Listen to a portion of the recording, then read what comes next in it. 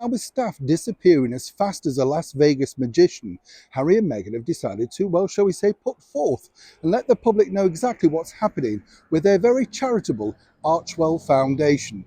As ever, let me explain.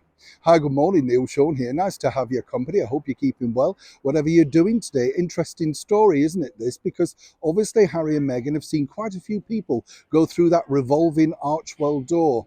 Now, a lot of people have been unkind about this, but obviously they're claiming that many of the staff have, their roles have been, shall we say, fulfilled. They've moved on, whichever way you look at it.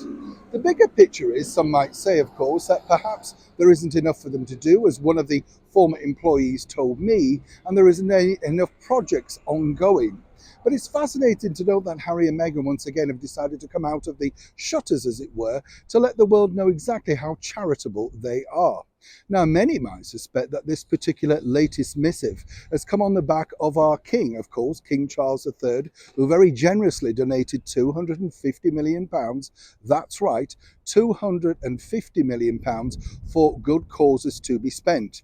As I said to you before in the previous video, we're hoping that those particular good causes are well picked, well chosen, and under the guidance of the king to make sure that the money goes to the correct people. As ever, we'll be watching. But what's interesting here is Harry and Meghan have obviously decided that they need to raise their charitable profile. So their recent website missive basically claims all sorts of things, building children's playgrounds, what they donated to this, meals they donated, roofs they mended, all of that sort of stuff.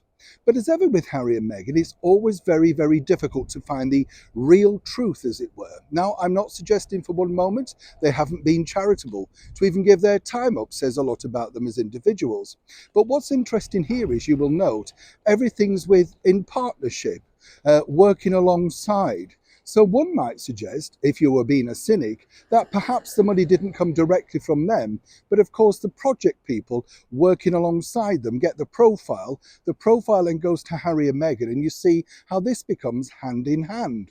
Now, unless, of course, Harry and Meghan really detail exactly their own personal accounts as to what they donated to what individual charity, there are always going to be people that are claiming this is rather murky. I'm not suggesting that once again for one moment.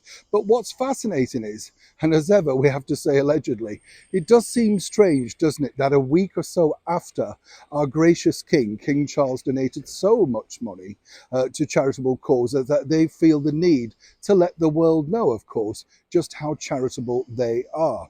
But more importantly, of course, they've got bigger things on their mind. As we've seen, they have litigation cases which take up a lot of money.